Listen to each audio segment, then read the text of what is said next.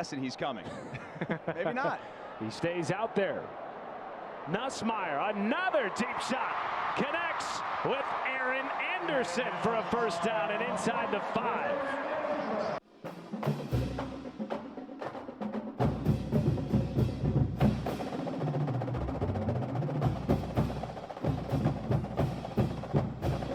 Hello and welcome to Tigers Roar. I am Jonathan Poche, joined by the Budman, Buddy Songy, here at Pelican Studios. We tape here on Tuesday, September the 10th. Of course, everyone in Louisiana watching the weather. Hopefully you stay safe during this storm, wherever you are, as this show will air on Wednesday the 11th. LSU, the Saints, and the Jaguars all put up 40 points in wins this weekend, so a lot to talk about here on Tigers Roar. I want to bring in the Budman. Great to see you, Budman. And how about those Tigers? Good to see you, JP. As always, want everybody to stay safe, be smart. LSU has a must-win game this Saturday. It's going to be 11 o'clock in the morning. Not a great week for preps. Kind of disappointed with what they look like against Nicholls. LSU, are they physical enough to win in the SEC? Are they going to make some changes with defensive personnel? And, JP, the biggest question mark, are they going to creatively construct a running game? Look, Nuss has got 8 touchdown passes in 2 games. Kyron Lacey has 4 touchdown receptions, but play at the line of scrimmage has left a lot to be desired. So, big week. I never thought I'd be saying this South Carolina was a must-win, but, JP, they lose this game, and Carolina, oh, by the way, if you missed it last weekend, went on the road and opened up a can of WA at Kentucky with a big win. Yeah. So they are going to be fired up. Game day is going to be over at South Carolina. First time in 10 years. It is the first time in 16 years that LSU had played over there. That's right. You remember the last time they were going over there in 2020? No. Oh, was it Hurricane? Yeah, Hurricane flood. So they played the game in Tiger Stadium. Leonard Fournette auctioned off the jersey, and of course they did that many years ago. And then, of course, as we know, they had to move the game to Baton Rouge, and so LSU tried to help Carolina. So it's been crazy. Big game, atmosphere unbelievable. JP, right out of the gate, LSU does not want to fall behind in this game on Saturday morning. No, and South Carolina has a very good defense. They limited Kentucky to 6 points. I mean, Kentucky's a very good football team in the SEC. Let's talk about the Nicholls game. Of course, there was talk about how long would the starters play before the game. But here, come the third quarter, it was a 2-point ball game after Guggenheim, which is a great name, by the way, kid from Kenner, busted off a Wildcat run. And we will hear from Coach Brian Kelly later on in this show, and he'll talk to you about how the defense, they will dictate what the offense does. If there's too many hats in the box, LSU's going to check out the one. Well, Wildcat, the simple power Wildcat is hat on hat. And I hate to tell you who they ran it right at, Budman, but number 7 got absolutely toasted out the hole on that Wildcat run, was blown out of the play. Coach Brian Kelly will call it a misassignment. They blew open a hole for Guggenheim on a simple Wildcat power play. Look, that's on tape now. Other teams are absolutely going to see that LSU has a problem hat on hat making tackles. And also, if you watch the tape, number 40 wasn't on the field for that play. Stop taking Whit Weeks out of linebacker. He's the best linebacker you have. Kyle Perkins can affect the game in other ways, but look, Whit Weeks has to stay on the field. He's a short tackler. He did get beat on that double pass, and Nicholls came to play. Yep. They were very physical. They controlled the ball. They made ball control offense look better than LSU has the entire season. But Nussmeier did throw 6 touchdowns, but man, they threw the ball all over the field. Had 8 different receivers catch a pass. Running backs were kind of bottled up. And that's a problem to me. If you're not able to, just exert your will on Nicholls State, it's going to be hard against even South Carolina's defense. Well, I don't know. They got back at 5 o'clock in the morning on Monday morning from the Las Vegas trip, and BK put them in pads Tuesday and Wednesday. Now, I know a lot of coaches like to get them back out there. I thought they probably should have taken it a little bit easier, let them get their legs from under them. And we know that you better be ready to go because South Carolina, I ended up watching more of that game than I thought I would. They were very physical. Yep. And that's one thing you cannot say about LSU, physical. Speaking of Harold Perkins, 1 unassisted, 1 assisted. He had 8 in the first game. He's got 10 after 2 games. But we're not seeing Harold Perkins do what he does best. We've been talking about Whit Weeks. I'm banging the fist like Coach Kelly did last week.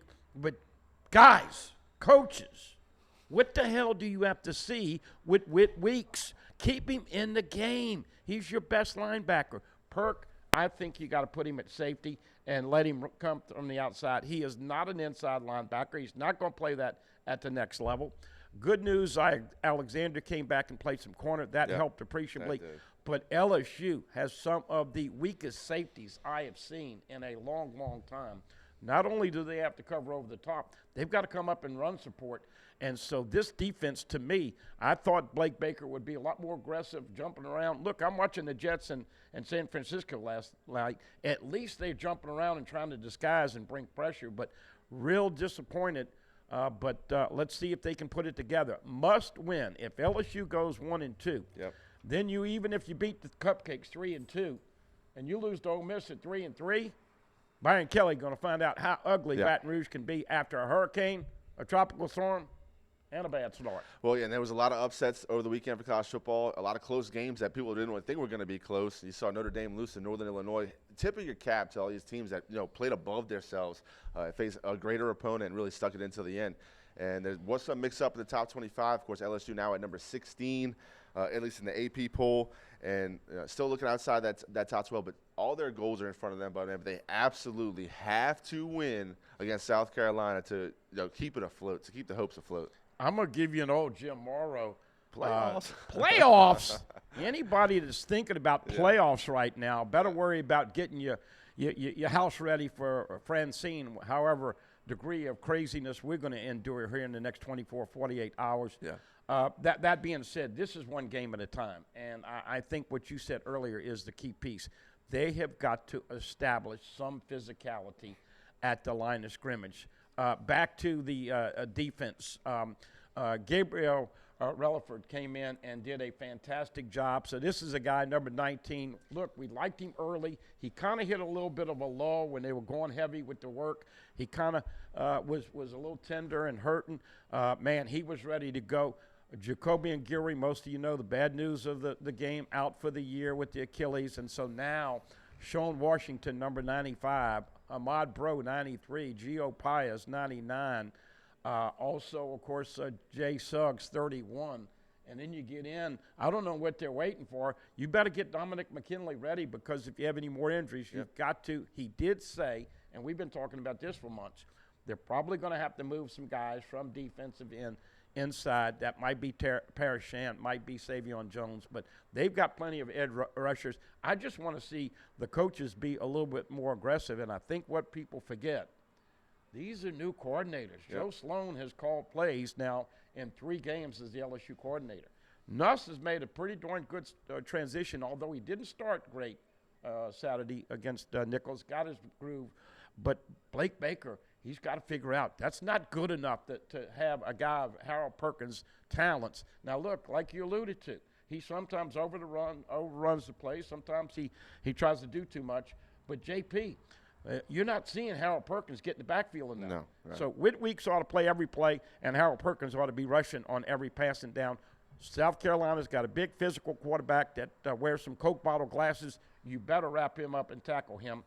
That could be an issue this weekend if they don't wrap up tackling. Yeah, Southern also wins 42-10 against Savannah State, the Tigers, and the Saints. I mean, the Saints were impressive. If you didn't see the game on Sunday, shut out the Panthers in the first and the fourth quarters. Not to mention, scored on their first 8 drives of the game. It hasn't been done under Coach Dennis Allen. The first time the Saints have scored in their first 3 drives under Coach Dennis Allen. It was the record number of points for a season opener for the Saints, even though it's historic offenses hadn't put up 47 for a season opener. So lots to be excited about. We'll talk about that and a whole lot more. We're going to take our first break. You're watching Tigers Roar right here on Pelican Sports TV.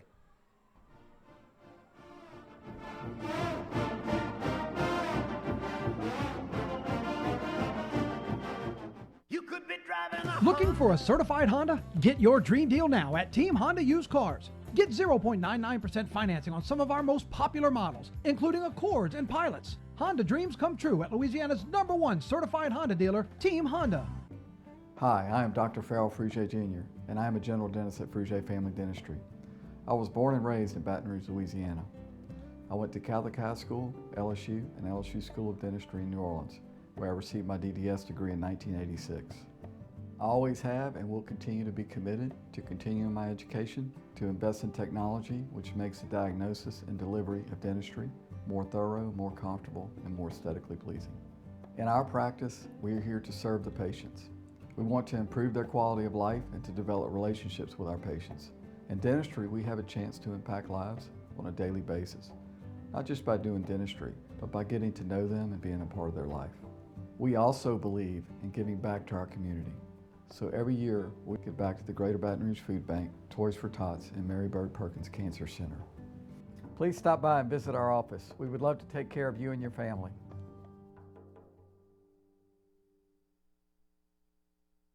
Visit Treads & Care Tire Company's new location on Hooper Road in Central. Locally owned for over 50 years, Treads & Care is known for quality automotive repair and top-notch customer service. I'd like to invite you to come out and see us at our new location in Central.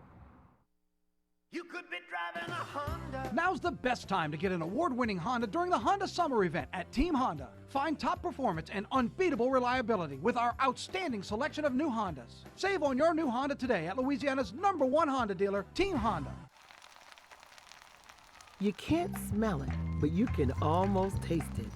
And whether it's for a family get-together or a game day feast, having Manda in the mix always sounds good. For 3 generations, their quality meats and original seasonings have made Manda a Louisiana legend and made their family sausage Louisiana's family sausage. Manda Fine Meats, the flavor says it all.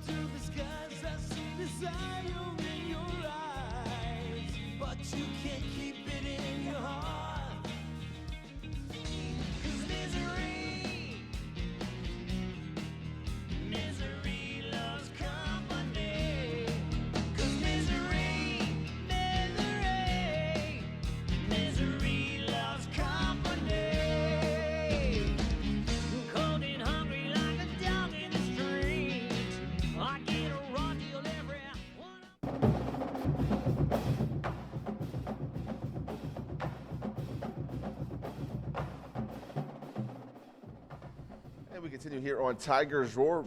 Don't forget to check out our YouTube page at youtube.com/Pelican Broadcasting. All the Tigers Roars, all the talking sports with Chris Powers, the overtime series with Athletic Director Roman Banks, everything we do at the Pelican archive right there for your viewing pleasure. So while you're at the page, go ahead and click the like, notifications, and the subscription button if you haven't done so already. It helps us with the algorithm, and you get notified every time we post something new right there at youtube.com/Pelican Broadcasting. We're talking some LSU football, of course, this past Saturday. Hosted the Nicholls Colonels. It was the home opener for LSU. They got to display that brand new light system, the speakers, that big old TV. But the game was way too close for comfort. LSU did pull away in the third quarter. The final score, 44-21. They did win by 23 points, but it was ugly, Bud, man. Couldn't really stop the run. Nicholls was able to control the ball, and LSU had trouble running against Nicholls' front seven.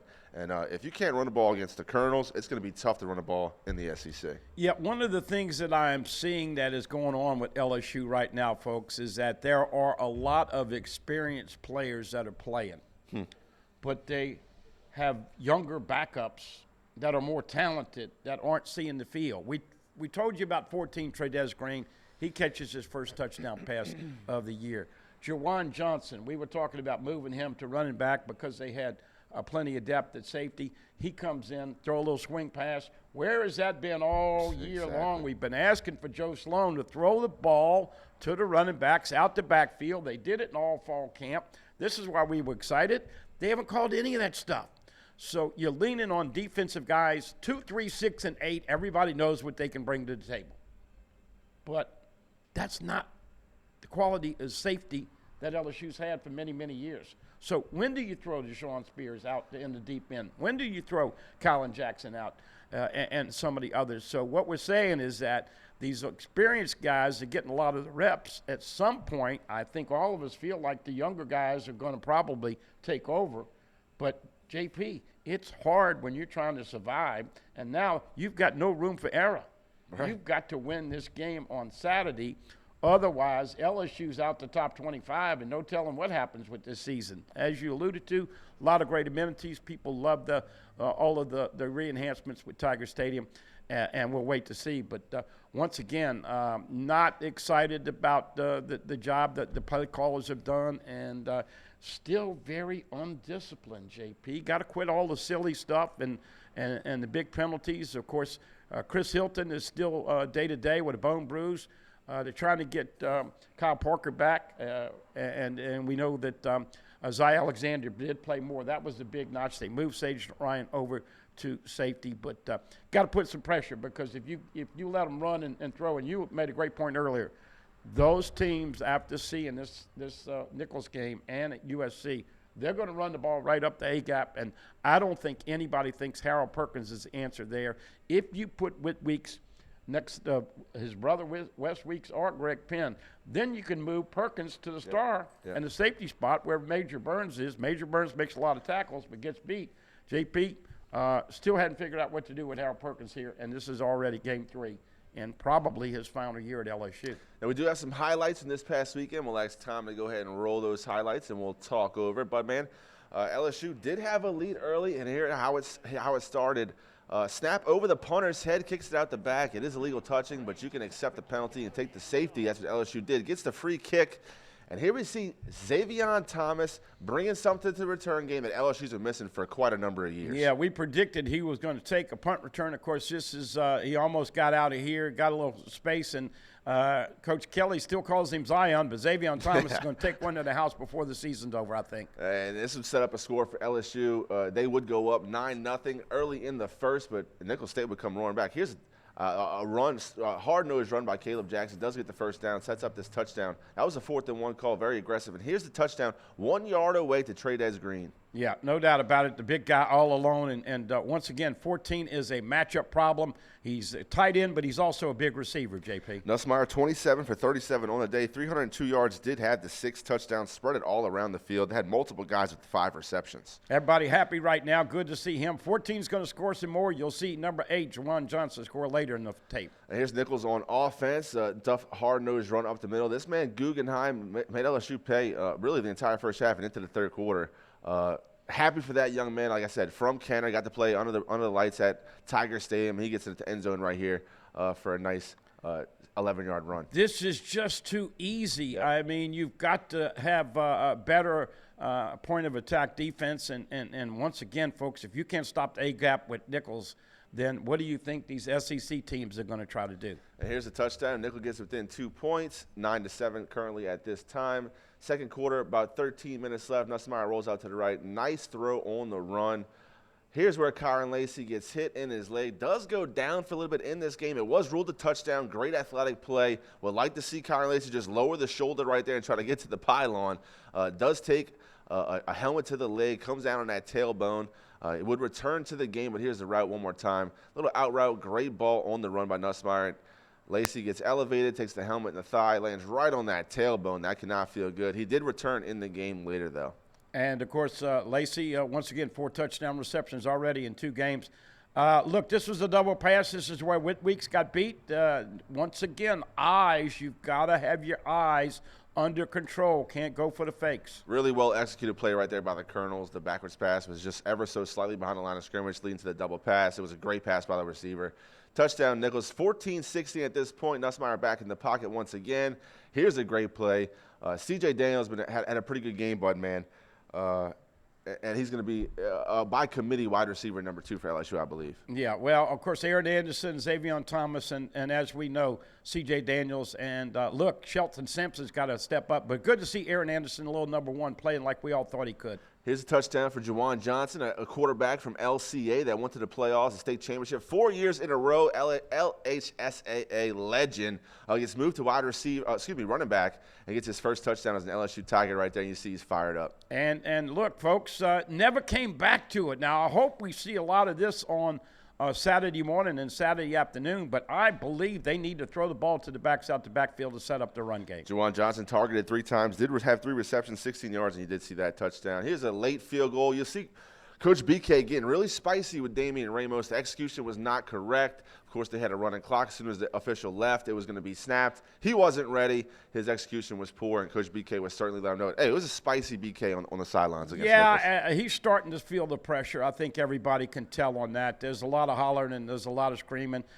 He did explain it yesterday at the press conference and said that he told him what was going to happen. Damian didn't listen. And here's the run, JP. Look, LSU's hardly catching up here. That's what's bothersome. Yeah, 67 yards on the Wildcat, quarterback power. It's not a difficult play to defend. It's no surprises. It's hat on hat. You got to fill the hole.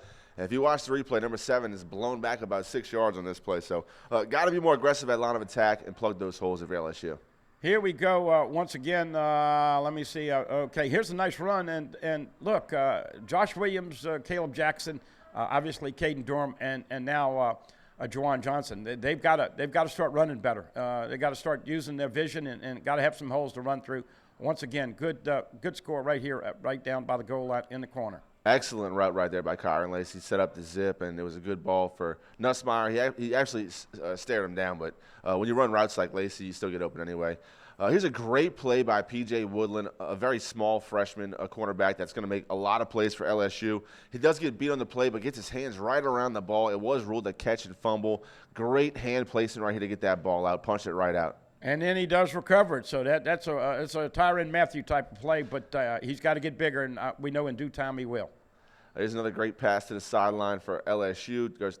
Again, Nussmeier spurred around, mentioned 8 receivers caught a pass in this game. Going down towards the goal line, of course, 30-21 is the score at this point. And Nussmeier is going to throw a touchdown pass.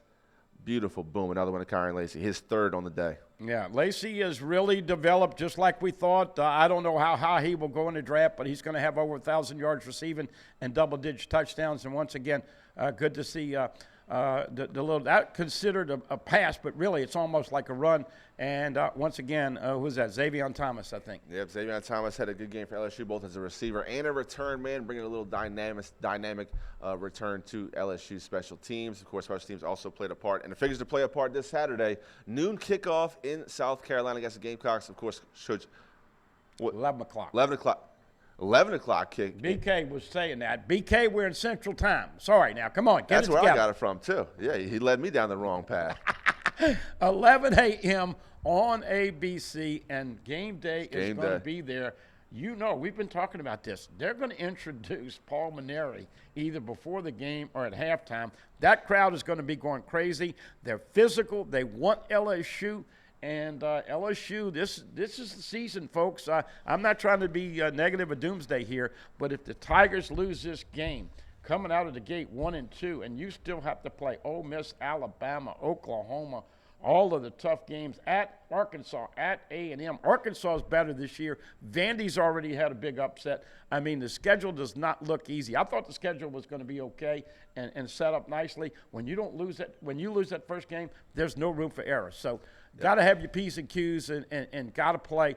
But you can see with the pressure, they're all just out of whack. And let's hope that this week this is another thing we got to throw in. It's not ever easy preparing for a game when you have this hurricane looming almost. So we're the day before Francine is supposed to come in, but you worry about your mom and daddy, you worry about travel, you worry about all those things. So hopefully they can get their act together and get over there and have a good game plan.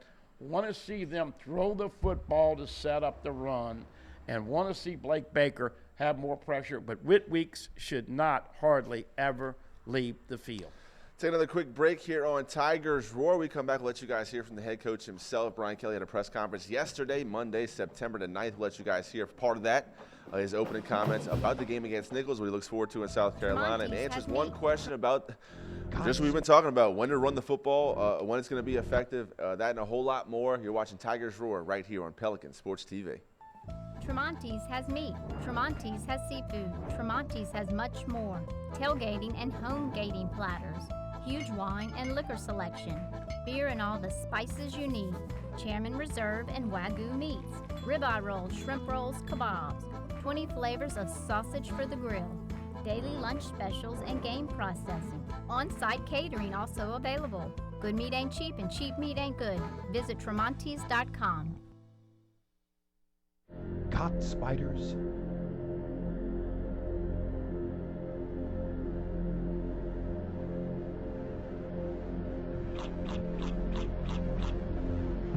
Premier Pest Services. Few things in life are as valuable as family and peace of mind, especially when it comes to your final arrangements, and that's where Lee Serio can help. His prepaid funeral plans make sure your life will be remembered exactly the way you want it to. With Lee Serio, no detail is too large or too small. Call Lee or his wife Gretchen at 225-315-6329. Let Lee Serio give you and your family the peace of mind you all deserve. Live and play on the fairway at Greystone Golf and Country Club, a serene, challenging golf destination located in Denham Springs. For tee times and membership opportunities, go to greystonecountryclub.com. If you're ready for a new car that's designed to take you where you want to go, whenever you want to go, now's the time to find out all there is to know about the new Mazda CX-50, named an IIHS Top Safety Pick Plus award winner. Save on your new Mazda right now at Team Mazda on Airline. Treads & Care Tire Company announces its new location on Hooper Road in Central. Locally owned for 50 years, Treads & Care is known for quality automotive repair with top-notch customer service. Treads & Care offers the convenience of shuttle service and pickup and delivery of your vehicle. You can also enjoy the comfortable customer area, complete with workstations, high-speed internet, and a complimentary coffee bar. I'd like to invite you to come out and see us at our new location in Central.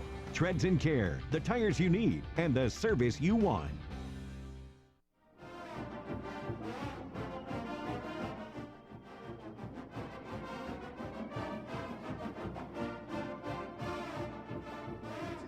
Tigers Roar. Don't forget to check out our YouTube page at youtube.com/Pelican Broadcasting. If you missed any of this episode of Tigers Roar, go to the YouTube page. Once again, youtube.com/Pelican Broadcasting. While you're there, click the like, the notification, and the subscribe button if you haven't done so already. We certainly appreciate it. Talking some LSU football. Of course, defeated the Nicholls Colonels by 23 points this past Saturday in an ugly game in the first half, but Garrett Nussmeier threw the ball all over the field, but I want to talk a little bit about the defense. Harold Perkins playing that inside linebacker. We mentioned it earlier. We don't think that's going to be the answer for the run up the A-gap, and after Nicholls put on tape that LSU cannot stop the run up the middle, a lot of teams are going to have to try to do that. So what can LSU do? Granted, you lose Jacoby Guillory for the entire year with the ACL, with the Achilles tendon. And so what can LSU do? I know you're going to have to use some young guys. It's going to be the next man up mentality. But Blake Baker hasn't really dialed up those unique blitzes. You saw the Saints do it on Sunday with Alontae Taylor bringing the quarterback. He got 3 sacks in one game. So, it's possible to do. But how is LSU going to kind of account for not only losing Guillory, but, there was a problem when he had Guillory. Yeah, look, one of the advantages of what we had when Coach Kelly let us stay longer at practice is that we got to see a lot of the 11 and 11. Of course, he cut us out 10 days or a week, 2 weeks before. But I'm not seeing a lot of the same things. Offensively, they were throwing the ball quickly in space out to the wide receivers. Hadn't really done that. They were doing the bubbles. They were doing the jailbreak. Hadn't seen the tight end screen over the middle. Not utilizing the backs out the backfield. Caleb Jackson doesn't have great vision. You got to give him a head of steam. You've yet to see him have any green grass to run. I know he had a big first down pickup on 4th down, but got to do a better job of freeing up your players on defense. You hit the nail on the head. Look, I was the biggest Blake Baker proponent in all. Now let's also be cognizant of the fact that BK is the head coach. And he knows that he's going to give input. How much is he hamstringing? How much is he letting these guys call? Once again, everybody has to realize Baker and Joe Sloan and Garrett Nussmeier are growing up in front of millions.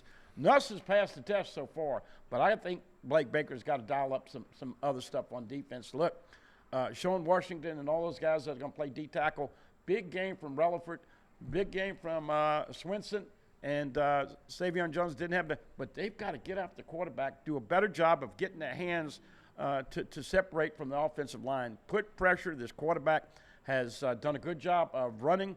Sanders, a really good running back from Arkansas, is now with them. So bottom line is that one of the disconcerting things about this game, Nicholls held onto the ball a long time. LSU had the ball 6 more minutes than USC. Nicholls had 2 drives over 7 minutes long. You do that in the SEC, that is not a good recipe. Yeah. And one other little tidbit, 6 of the top 7 in the AP this week are all SEC, and LSU is not in that top 6. So this is why we're stressing the importance of this football game Saturday morning into Saturday afternoon. Yeah, and before the season, we kind of knew what the defense was going to look like, and we thought that this offensive line was going to be dominant. All we talked about was Joe Moore Award is going to be the best offensive line in the country. We're going to impose our will on a defense. We're going to run the ball whenever we want, and that was going to be the basis of the ball control offense. Run the ball to set up the play-action pass, keep the defense off the field. That was going to be at least we thought going into this season that was going to be a big part of how LSU was going to win football games. Of course, that has not been the case. Nussmeier's had to throw the ball all over the field. He did have 6 touchdowns against the Colonels, but didn't get one on the ground, Bud, man. Unable to push it through using the league. So, yeah, I thought LSU was going to be able to control the football, help that defense that way just to keep them off the field, but it hasn't been the case so far. LSU's going to absolutely have to run the football against South Carolina. They have a good defensive front. They lead the SEC in sacks. So, yeah, they're going to get after Nussmeier. It's going to be an early start, 11 a.m. Now that the Bud man let me know. I was following BK at noon. I'd have been late. Speaking of BK, we'll let you guys hear from him. Head coach had a press conference yesterday, Monday, the 9th of September. We'll let you guys hear from it. Here is head coach Brian Kelly right here on Tigers Roar. All right, we'll start with just a recap of the Nicholls State game. And, look, we have a way to kind of go through the week, and I know you guys have picked up a little bit on it, but, Sunday is called Assessment Sunday for us. It gives us an opportunity to assess our play after our performance, which, was a successful Saturday for us. And so many times, when we get together,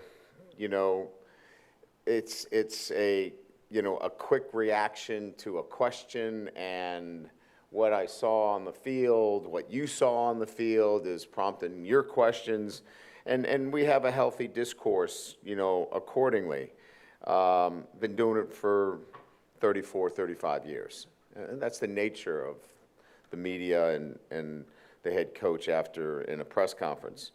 But the great part of this is that we get an opportunity to spend 7 hours dissecting film and going over the game plan and watching. And as I got a chance to do that with our staff and meeting with the staff, there were a lot more good things that happened in that game than I was able to articulate after the game.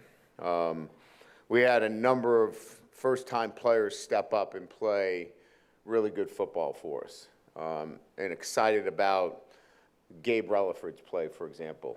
Jawan Johnson stepping in as a true freshman and playing, after being told on Tuesday that he was moving into an offensive position.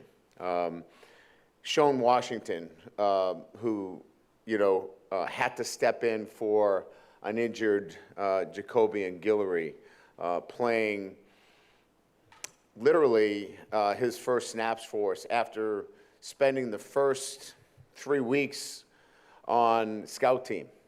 And that was great to see. Alexander coming back from knee surgery, an ACL, and playing the kind of aggressive, man-to-man coverage that we were looking for, and almost picking up from where he left off, before he got that injury against Army. Really great to see that. Have the return game with Zion that had been missing. So there were so many really good things. And I think the most important thing was this sense that we were out-physicaled, and that simply wasn't the case. From an offensive standpoint, we threw the football because that's what was required in this game. They were in a 7- and an 8-man front, and we needed to throw the football. We were not going to run into extra hats, and an extra hat being an extra defender, just to flex and say we're the bigger guys. We're going to do tactically and technically what is the most appropriate thing. That's why Garrett Nussmeier leads the country in touchdown passes right now, and he's throwing at 75%. So I just wanted to give you a sense of assessing what transpired in that game. Now, that's from an offensive perspective. So there's no sense here of our offensive line is not physical enough or can't knock people off the ball. When we needed to, we did that. And so I feel really good about that. Defensively, there were 2 drives that were, difficult for us to get off the field. They hit some really good plays against us. We're on 3rd down. They kept the drives alive, hit some snag routes, some slant routes. We get some young guys out there that are learning on the fly. Excuse me. But we were aggressive up front. We fitted the plays pretty darn good. I told our guys, this team, Nicholls, was a lot like many of the games that I played at Notre Dame when we're playing Navy. It's a difficult offense to defend. It's ball control. You better know your gap responsibility. And if you don't leverage them the right way, you're going to give up a big play. And they were able to milk it the first couple of drives. And then after the big play run, I thought our defense did a great job. So I just wanted to give you that sense. Nicholls did a great job. Hats off to them. They played a great game. They were sound. They had a great game plan. But at the end of the day, after the touchdown run, we held Nicholls to 86 yards on their final 5 possessions. So that coupled with, what we did on the offensive side of the ball, I feel a whole lot better than I did Saturday after I went home for dinner on Sunday night. So having said that, we move on to SEC play and a very good South Carolina team. Noon kickoff, ABC, college game day. So it's obviously going to be a great environment there, a great opportunity for us to take another step in the development of our football team, and obviously, continue to work to get better. As we mentioned, Garrett leads the SEC in passing touchdowns and completions. Lacey leads the SEC in receiving touchdowns. Xavier Thomas leads in kickoff return yardage. And, our offensive line's done a great job in keeping Garrett up and allowing him, obviously to throw the football. Playing South Carolina, you look at what Shane's done. He really gets his team to play well, and particularly at home. They come off a really great road win against Kentucky, 31-6. And a lot of it is, the type of offense they're running now with, Sellers at quarterback, Sanders, the transfer from Arkansas, Simon at tight end. This is a big physical quarterback. Reminds me of the kid at Florida, Richardson, the quarterback at Arkansas. Big physical, 6'3", 242. We're going to have to be prepared for a kind of a similar offense in a sense, but a guy with a strong arm that can, certainly get the ball down the field. Campbell, Harbor's a freak of an athlete, so they've got some weapons there from an offensive standpoint. Defensively, they lead the SEC in sacks. So this is a defense with an outstanding front, freshman edge player, and Stewart and Kennard's an outstanding player. Really love Amanda Worry, the defensive back, number 7, very active. He was a freshman All-American 2022. Just a really good defense. And they run both 3 down and 4 down and made it really difficult for Kentucky last week. And then very innovative, do a lot of things in the special teams game. So on the road in the SEC, we know the challenges, especially with the noon start. And we look to improve on all facets of our game as we go on the road against the Gamecocks. So with that, open it up to questions. Brian, can you confirm Jacobian Guillory's injury, maybe speak about what that loss means for your team? Yeah, obviously, we've lost him for the year. It looks he's going into surgery right now with an Achilles tendon rupture. Look, he was a stalwart for us. Big, physical, point-of-attack guy. We're having conversations now with he and his family about, the possibilities of medical red shirt for him. We'll have more information on that as that kind of comes together. But now we have other guys that are going to have to step up in that situation. So, again, I think we'll have more information as it comes together. But, in terms of that rotation, we have some ideas in terms of what we might do in the next couple of days.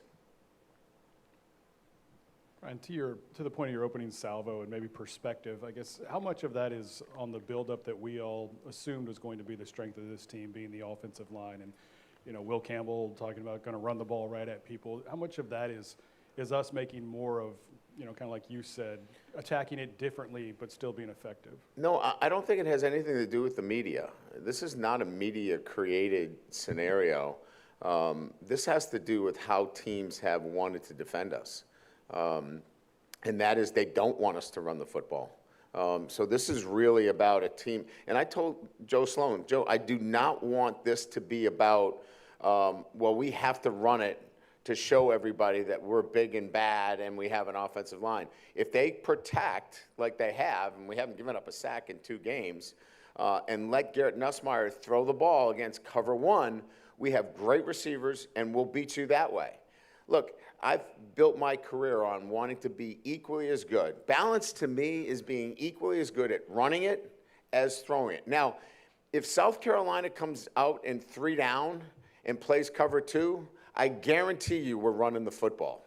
But when you're loaded in there and there's 8 guys on the line of scrimmage and you're just saying, I can't block them all, what sense does it make really in those situations? We'll pick our spots. There are going to be times that you're going to have to make a guy miss or run a guy over, which we did on several occasions in the blue zone. But by and large, this has nothing to do with you guys. This has everything to do with the way teams have wanted to play us, and it's been much more with a loaded front, and that's going to cause us to throw the football.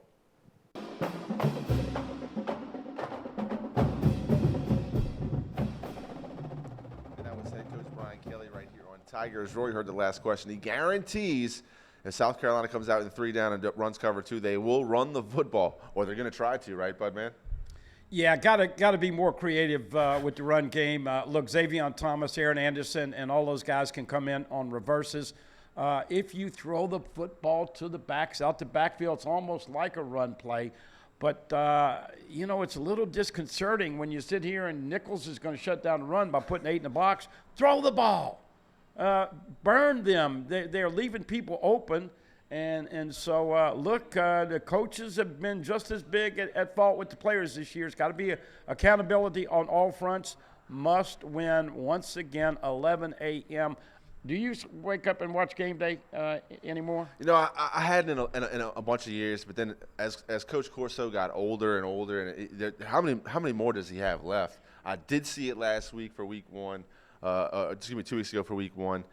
I'll probably wake up and watch it this week, obviously, since it's 11 a.m. kickoff anyway. So, yeah, it's still entertaining. I like Pat McAfee, Kirk Herbstreit, Chris Reese. I find it entertaining. I like Charles Woodson on there, too. I think they do it. I mean, not Charles Woodson. Desmond Howard. Yeah, I think they do a good job. Well, and, of course, Saban has added a lot, and that's one of the big controversies on Twitter and X and all is McAfee and Saban a good fit. By the way, it will be interesting because, they will all be picking that game. Yep. That line was -10 going into last weekend. Then it was -7. I think this thing is going to get down.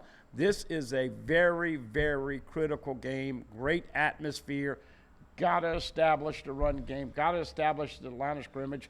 And you don't want anything bad to happen early because then that crowd becomes a big factor. So must win. Of course, yes, we all know last week Texas made a statement. They look good, but to see 6 of the top 7, LSU's not in that top 6 right now. I don't know, folks. You got a long way to go. So you got to get better the next 3 weeks, next 3 games, and then hopefully get your game plan ready for Ole Miss. But right now, it doesn't look like the Tigers are going to be a top 10 team unless they can get that momentum back and start putting some drives and finishing games. This is a big one on Saturday. We didn't think that would be the case before the season. Right, Saturday, ABC, 11 o'clock kickoff. LSU travels to South Carolina. Williams-Brice Stadium is where the game will be played. Of course, South Carolina has a very good defense, a coach in Shane Beamer that's trying to prove himself in the SEC. They will be creative in special teams. They're going to have some type of wrinkle for a return game. You already know they get very creative. They used to call it Beamer ball for a reason. He got it from his dad. They always try to maximize their talent, and they played a very good Kentucky team, bullied them at Kentucky's home. So, yeah. Hey, let's have a little fun. Everybody is on pins and needles because of Tropical Storm and soon-to-be Hurricane Francine. How about I throw one out against the wall? Xavion Thomas takes a punt back for a touchdown Saturday morning, helps the Tigers win a close one. But once again, a little disappointed the physicality and KYP. Pete Cordelli knows, says that all the time. KYP, know your personnel. And seriously, if you don't know Whit Weeks is your best linebacker now, you don't know that Juwan Johnson needs more reps. I mean, there's some obvious, but Relaford and those guys got to put pressure, got to tackle. That's the biggest thing I worry about on Saturday, JP. Wrapping up tackles. They've got some hard-nosed guys. This is going to be a fundamental game. You want to see your fundamentals at work all afternoon. Yeah, but, man, I just want to ask you a question. I've watched both games. I've watched tape of both games after. Has LSU run a single screen yet on offense this season? No, not a typical I don't remember it. No. Which we heard about how creative they were going to be, getting the ball to the playmakers, and the screen game was going to be a big part of that. But maybe they're saving it for South Carolina. I would like to see a little wrinkle. Maybe a tight end screen, but I would like to see a little screen. Look, jailbreak, Bubba, all of that stuff. Right. Yeah, and Joe Sloan and Brian Kelly have got to be a little creative with the play calling. Now, when you're on the road, you don't want to throw a pick six, so we'll see what happens. But Caleb Jackson, got to get him in some space. He's not using good vision, running right into the line of scrimmage and not looking to see the holes. But Juwan Johnson is going to be a really good running back. And a guy mentioned this to me. Juwan Johnson could be a guy inside the 10-yard line that could take the snap as the Wildcat quarterback. Yeah. He would do a great job of that. So maybe they'll look at him as a little Wildcat. Don't sleep on Caden Durham. Once again, this is the biggest problem they have. The younger guys are more talented. The older guys are more experienced. But are they good enough? And we're going to find out what that defense looks like. Probably about, 2:30 on Saturday. We'll know. LSU versus South Carolina this upcoming weekend. We'll wrap up our talk for LSU. We'll take another quick break. When we come back, we'll talk some NFL, some New Orleans Saints starting 1-0 in the 2024 season. You don't want to miss it. You're watching Tigers Roar right here on Pelican Sports TV.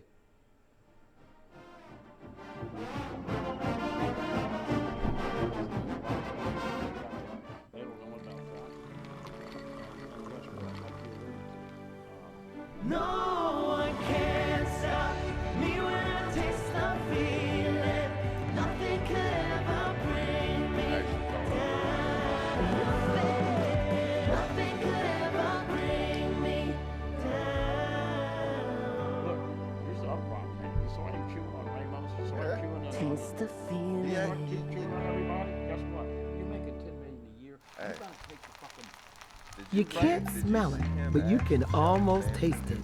And whether it's for a family get-together or a game day feast, having Manda in the mix always sounds good. For 3 generations, their quality meats and original seasonings have made Manda a Louisiana legend and made their family sausage Louisiana's family sausage. Manda Fine Meats, the flavor says it all. In the race for greatness, attention to detail counts. Just like Toyota, where precision and reliability meet outstanding performance. Shop and save on our selection of new Toyotas and enjoy your moment at Team Toyota, I-12 at the O'Neill Lane exit. Hello guys, it's Debbie. It's time. I've got a brand new location. 10510 Airline Highway, Baton Rouge, next to After 5 Tuxedos.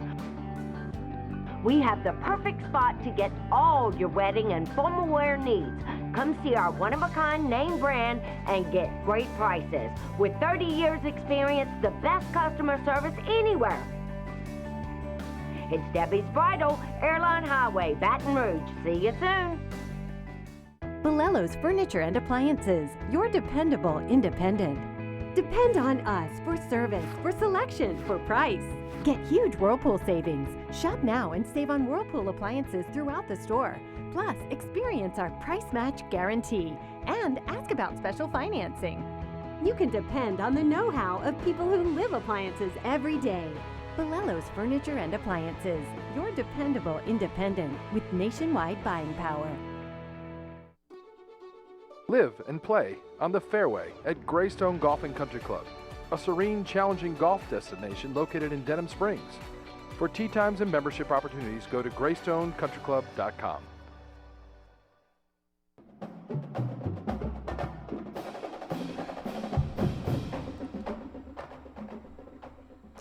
And welcome back to Tigers Roar. Jonathan Poche and the Bud Man, Buddy Songy. I want to remind you guys once again, go check out our YouTube page at youtube.com/Pelican Broadcasting. Check out the videos. Leave us a comment. We'll get back to you. Certainly appreciate it. While you're at the page, click the like, the notification, and subscription button if you haven't done so already. We certainly appreciate it. Time to talk some New Orleans Saints. They start 1-0 with a big divisional win against what's most likely the worst team in professional football in the Carolina Panthers. The Saints scored in their first 8 possessions of the season opener. It's never been done before as a Saints organization. Put up 47 points in the victory, shut out the Panthers in the first and the fourth quarters, ran the ball, controlled the clock. Derek Carr only attempted 23 passes. He went 19 for 23, had 200 yards and 3 touchdowns, scored touchdowns in the red zone, not only settled for field goals, but Blake Grupe looked outstanding as the field goal kicker. Defense looked great. The Honey Badger had a strip and a recovery, had 2 gifts of interceptions that were just laid out there by Bryce Young. Had a guy named Will Harris, didn't even know he was on the roster, Bud, man. Get an interception in the first quarter on Bryce Young's first pass of the season. So it's hard to say if Carolina is just that bad or if there's a lot of reason to be optimistic. But right now, I'm choosing to be optimistic for the Saints. Well, and look, I'm not ready to classify Carolina as the worst team in the NFL. I think one game is just one bad game. But Bryce Young has certainly he did not look like a star Heisman Trophy candidate and quarterback from Alabama. You mentioned one of the things that I was waiting to see with Blake Baker, that delayed safety blitz, that corner blitz. Come on, BB, you got to dial it up. We talked about gotta get after there, you know what. But I thought that the Saints really were well coached. I thought they had a great game plan. I thought their run game was excellent. But one thing about defense, now Dennis Allen is going to dial up some defense.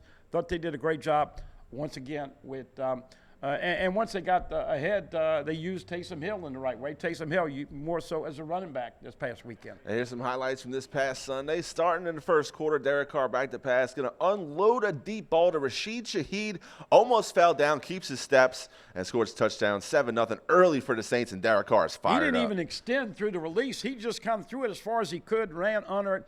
Of course, Shaheed, as we know, is really their best deep threat. And starting right here for the defense, Bryce Young's first pass of the year. We talked about it. Will Harris on the interception. Great turnover for the Saints, and really had it clicking early for New Orleans. You know, we compared the Saints and LSU. Saints looked like we wanted LSU to look like. They had turnovers and pressure. Well, here it is, 10-0 for the Hoodats. A pitch out to Taysom Hill. He gets hit in the backfield but lowers his shoulder and gets a first down somehow, but, man, he's always running hard. And that's what LSU's missing, a back that can make you miss and get that extra. LSU got to get more production out of their running backs. Taysom Hill, I like him as an RB, JP. Love this wrinkle of the Saints offense. Get Alvin Kamara out in motion. Get him a little Texas route to the side of the formation. Derek Carr finds Jawan Johnson.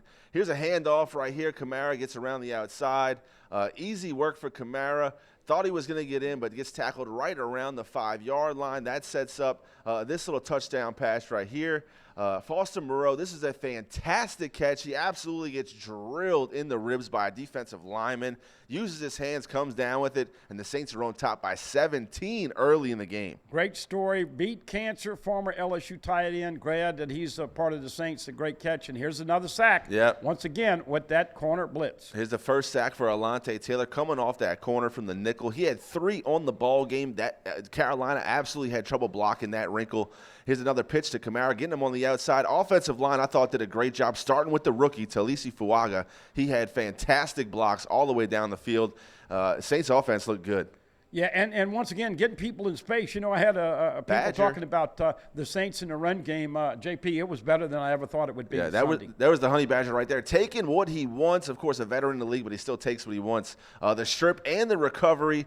Defense always gets fired up when the Honey Badger makes a play. Good to see Honey Badger once again a strip and a takeaway. That's the LSU days. Another fantastic catch by Foster Moreau right there, extending his arms, getting his hands out around the football and bringing it down for a first down. Saints back on defense, bringing some more pressure. There's that man again, Alante Taylor, second sack of the game, way deep in Carolina's territory, setting up a punt.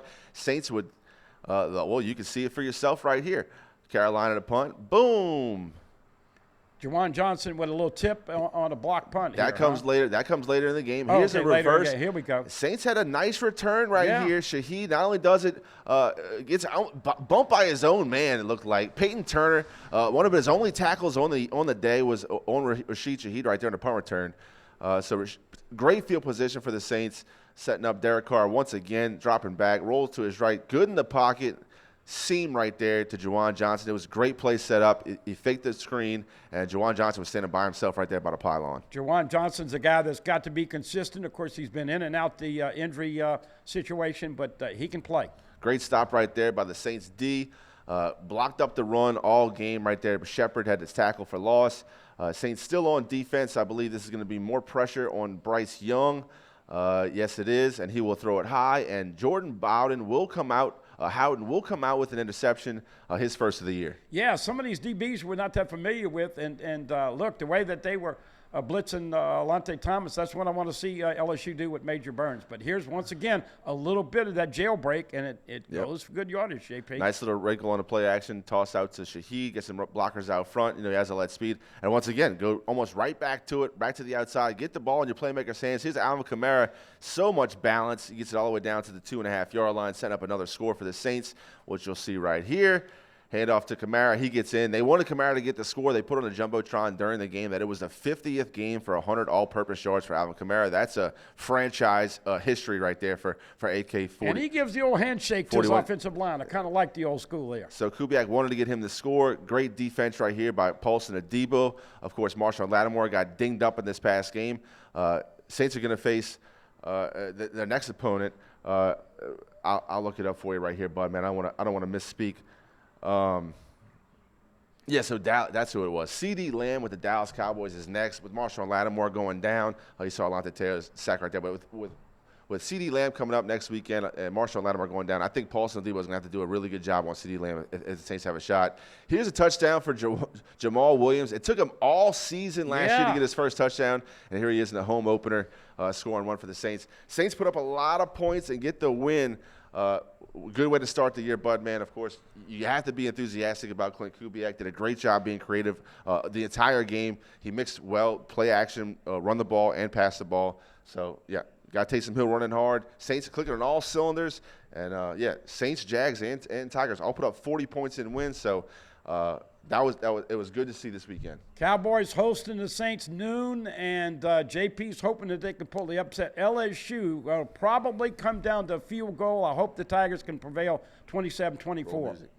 Tom's going to go ahead and roll that music. We have 15 seconds left. Certainly appreciate you tuning into this episode. What you got, LSU and Saints predictions? Quick. I got the Saints and LSU both winning close games on the road. Call me crazy, but it's a good time to catch Dallas. See you next time, everybody. Be safe. So appreciate you watching Tigers Roar. All right, dude.